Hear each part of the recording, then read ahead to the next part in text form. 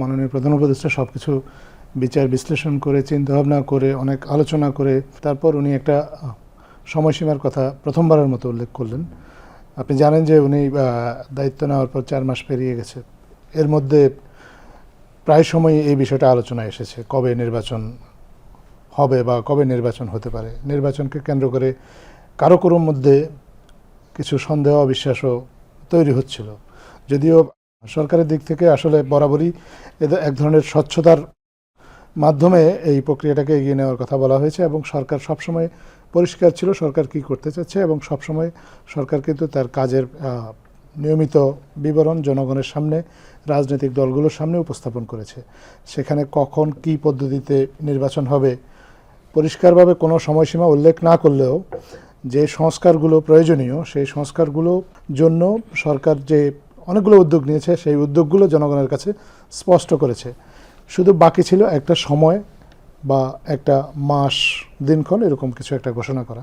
সেটা অনেকগুলো রাজনৈতিক দল তারা এই দাবি করেছে, মাঠে দাবি করেছে। যদিও প্রধান উপদেষ্টার সাথে যখন তাদের বৈঠক হয়েছে তখন বিভিন্ন সময়ে এই বিষয়টা অত প্রাধান্য পায়নি। সর্বশেষ যে মিটিংটা হয়েছিল বাংলাদেশ জাতীয়তাবাদী দলের সাথে সেখানেও ওনারা কিন্তু সুপারিশ করেছিলেন, ঠিক দাবি আকারে পেশ করেননি যে নির্বাচনের রোড ম্যাপ এখনই ঘোষণা করতে হবে। ওনারা বলেছেন যে নির্বাচনের রোড ম্যাপটা যদি ঘোষণা করে দেওয়া যায় তাহলে আরও অন্যান্য যে কাজগুলো আছে সরকারের সেই কাজগুলোকে গুছিয়ে নিতে সরকারের জন্য সুবিধা হবে এবং রাজনৈতিক দলগুলো আসলে তাদের পরিকল্পনাটা সেটাকে মাথায় রেখে এগিয়ে নিতে পারবে। তো এই জিনিসগুলো মাননীয় প্রধান উপদেষ্টা উনি বিচার বিশ্লেষণ করেছেন এবং নির্বাচন কমিশন যেহেতু আমাদের কিছুদিন আগে গঠিত হয়েছে, নির্বাচন কমিশন গঠিত হওয়ার পরে তারা কাজ শুরু করেছে। তাদের কর্মপদ্ধতি সম্পর্কেও এখন একটা ধারণা পাওয়া গেছে তারা কোন সময়ের মধ্যে কি কি কাজগুলো সম্পন্ন করতে পারবেন।